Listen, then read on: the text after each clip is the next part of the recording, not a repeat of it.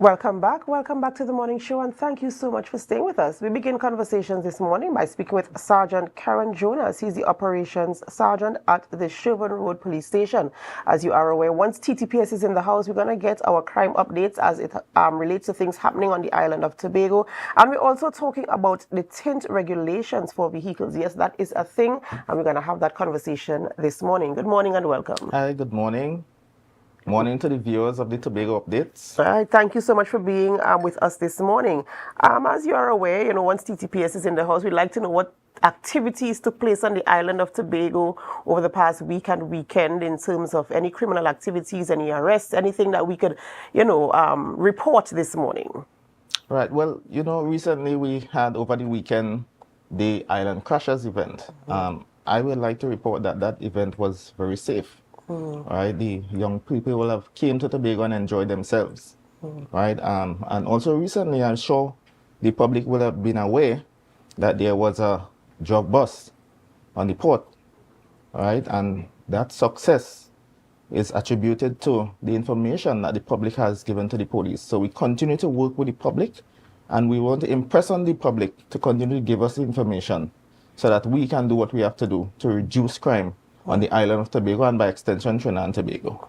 Very good. And you know what, we keep making that call for the public to come forward, and crime is not a me thing, a you thing, it's our thing. We have to work together to ensure that we can curb the crime situation here on the island of Tobago. We continue, of course, to look forward to what the T.T.P.S is doing. I know last year we had some trouble, and I feel as if we kind of okay, I mean, there's always room for improvement. We want it to be perfect. I know people say that there's no such thing as perfect, but we could strive towards perfection. Of course. And so we continue to keep our eyes on the T.T.P.S to see the strategies that they will implement to ensure that, the space is safe for all of us to reside and for us to thrive and survive together as a people. All right. I want to shift to, I know you came to speak specifically on the tint regulations because it's a very, very important topic, and people need to understand what the regulations require because you don't want to be pulled aside and you're kind of confused. Why am I being charged? So let's get into the regulations as it relates to tinting of your vehicles. Yes. So I want to first speak on what the old law was, if we would call it that. Previously, before 2020, the law was once any tint on a vehicle could have been illegal because it was a subjective test based on the discretion of the police officer or the transport officer on the road. Now that has changed, right? We are no longer going with a subjective test. We now have an instrument in which we can use to test the light visible transmission that comes into your vehicle, right? So if I could read what the new law says,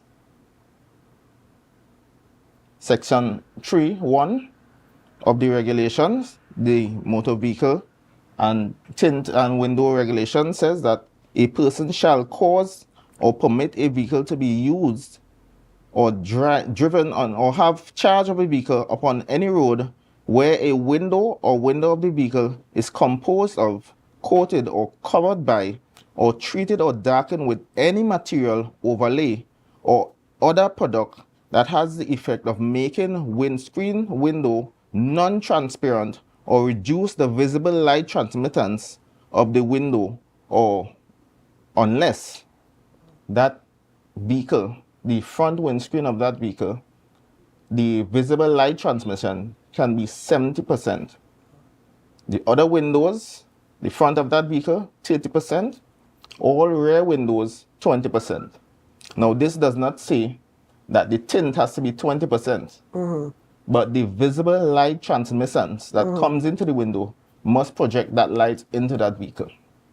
So, okay, so you have an instrument to measure the percentage of the light that is being transmitted into the vehicle, right? Yes. The T.T.P.S has this. Is it now that persons who provide the service of tinting vehicles, do they have, is there any policy or regulation that says that they must have one before they tint, or do you have a guideline as to what type of tint you can use and where you can buy it, and how does that work on the other side? Because while you have the instrument to measure, remember the service provider also has to have the same, so there must be a balance. Is there a policy or regulation that guides the process in terms of what they use as well? Well, there's no policy guiding the tint man, the person who's applying it into your vehicle. But they should ensure that the persons who are coming to them, as far as possible, comply with the regulations. And it's up to them, if they are professionals in doing what they're doing, to have a meter to measure the tint that they are putting on the person's vehicle to make sure that they are compliant with the laws of Trinidad and Tobago. So this is the regulation that we are guided by, and they should also be guided by that. You know, one thing about me is I will always ask or clamor for a public education drive, because while we have all these policies and these regulations, we have them in law, it's written, yes, and it should be the responsibility of the user to go and get it somewhere. But if I don't know something exists, then I will not pursue it. Is there any plans by the T.T.P.S to engage service providers, to engage the public in ensuring they understand what the regulations as it relates to tint? Are you going to go? I know sometimes the T.T.P.S has the town hall meetings and they talk about various things, topics. But is there anything put in place to ensure that people know these are the regulations and these are the expectations of the service provider and the vehicle owner? Well, this is the reason I'm here today. So this is one of the steps in ensuring that the public is aware that these regulations are going to be enforced, right? And as they say, ignorance is no excuse to the law. Anyone can pull it up and read it. As I said, it's a motor vehicle road traffic window and tint regulations 2020. This came into effect since July 2020 via legal notice 281 of 2020. So while we are trying to educate the public, right, is the onus is on drivers to ensure that they are compliant, and they should educate themselves as well in reading these regulations to ensure that they're not found foul of the law. And is there any plans on the way to start, you know, stop and search or stop and assess my vehicle if I'm on the road, and is there any exercise that is being planned to be executed in the near future where that is concerned, or is it that you are giving the public some time, 2 weeks, a week, a month, whatever, to ensure that the tint is up to scratch? Or is this, I know the regulation, as you mentioned, was in effect from 2020, but as we are in this period now, is there anything going to be happening now to say, listen, you need to strip down your vehicle and ensure your compliance? Well, as it relates to stripping of vehicles, we as the police officers cannot tell anyone to strip their vehicle by law. What we can do is enforce the regulation. And there is no grace period as far as I'm aware. The law is the law. And once we are out there on the street and we are stopping vehicles and we are conducting our regular road check exercises, if you are found in breach, it is likely that you may be issued a certificate if your tint is very dark. Because when you look at it, it breaches safety concerns for the police officer. And not only the police officer, but the drivers themselves. If your vehicle is heavily tinted, you cannot see well through that window in the night. And it poses a danger to the public. You're reversing, or you may not see someone crossing a road if your vehicle is heavily tinted. Right? So there are safety concerns, and hence the reason for these regulations. And it's going to be enforced. I think we had sufficient time as a public to ensure that we comply, as I said, since 2020. And we have to make our vehicles ready. And many a times we go for inspections as the law requires.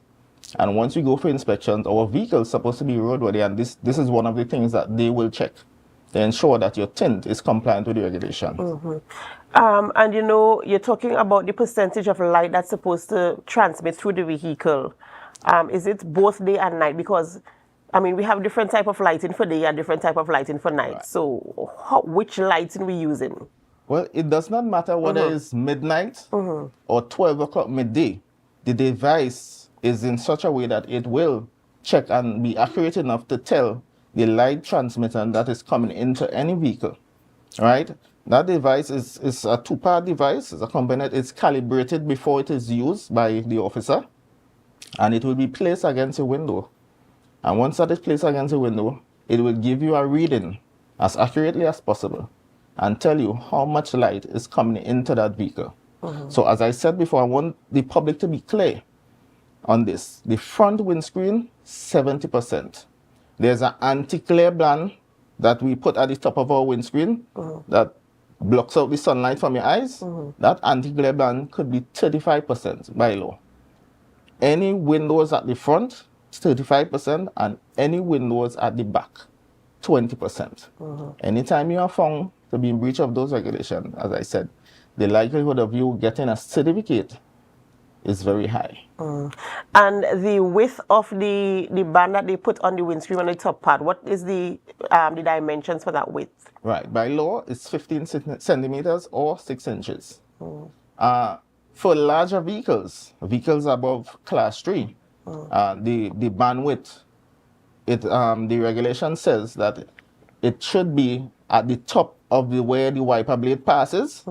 Once it's above that, you should be okay. Okay. But it's not to say that somebody will put a very small wiper blade on the windscreen. I mean, people find ways they find loopholes and they find ways to jump and bob and weave. So, and this was the problem with the old regulation. People found ways around the old regulation, because if my vision is poor, and I'm telling you, ma'am, I cannot see into your vehicle, you are telling me, but I can see perfectly in my vehicle, then it's a subjective test. So now we have to have a regulation for the length of your wipers. Because I mean, it sounds funny, right? It does sound funny, but I mean, sometimes we have to look at it holistically, because some people will try to find a way. They will try to find a way. People are crafty. But the important thing is having the information, and I really want to see, I know you said that this is the beginning of your public education campaign, and I'm really hoping to see more education out there, because I see a lot of vehicles on the road, and I'm wondering, can they see in or out of this vehicle?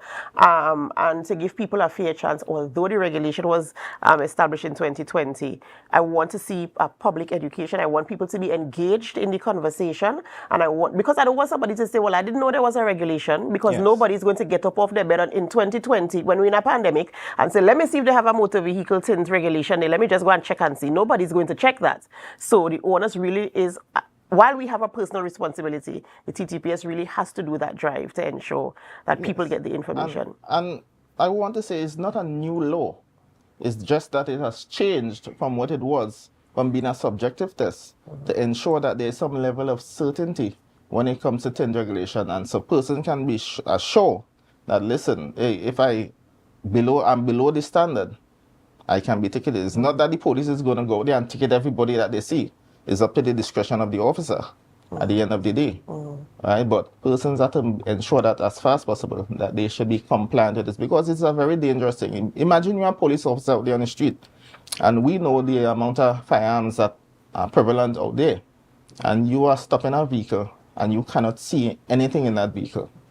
It's a danger to you. Well, that's the plan. That's the plan. That's the plan of the perpetrator, you know. So we want to see, not that we want to mind your business, but we want to be safe out there while we are conducting our business, to ensure that the nation, by extension, is also safe. And if somebody wants to get their hands on the regulations, where can they go to find it? Well, they can pull it up online. It's easily found.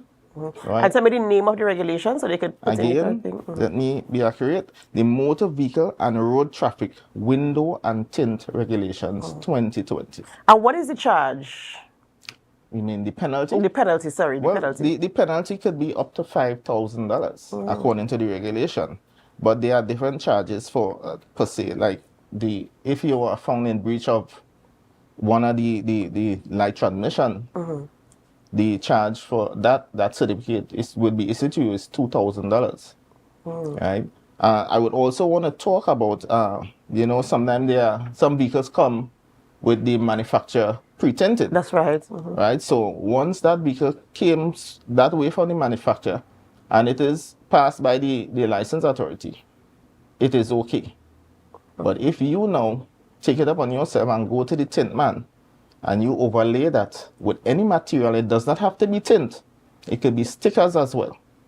So all those fancy stickers that we put on, once that breaches the light transmission coming into the vehicle, then you can be ticketed for that as well.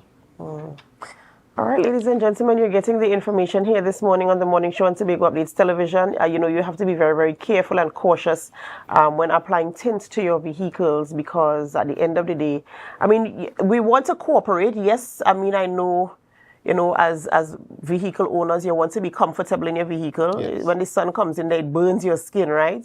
But at the same point in time, we want to be a community, and we want to comply with the regulations set out by the government of the Republic of Trinidad and Tobago. I don't think the T.T.P.S woke up one morning and said, let us punish them by no, we doing did this. not. You know, so it's something that we are governed by, and let us be compliant and work together with the T.T.P.S. You know, I don't know if there's more information you'd like to share Yes, with our as viewers. you mentioned, the sunburn in your skin, there are exemptions as well. So one can apply for an exemption on a medical grounds. Now that exemption must come from a specialist who is certified by the medical board. So once you have that exemption, the transport commissioner has the authority to grant that, not the police. Okay. Transport commissioner who's grant that exemptions. And there are also vehicles that are exempted based on the regulation. So the president and the prime minister, Understandably. the police, the defense force, fire service, customs, those vehicles are exempted from these regulations for safety reasons, of course. Right? So, and also we have children, persons with children who are under 5 years old. They may want to shelter them from the sunlight, from the rays of the sun. You are allowed to have a curtain or some shield to, once that child is in the vehicle, to shield your child from the sun. But if that child is not there, then it should be taken down. And I was coming to that. I like that you said once the child is in the vehicle, because it even goes back with the exemption for the skin condition. It is for the person, the occupant must be in the vehicle. So let's say, for instance, let's say I have an exemption, right? So my vehicle is exempted. But at the point in time when I'm stopped, I am not in the vehicle.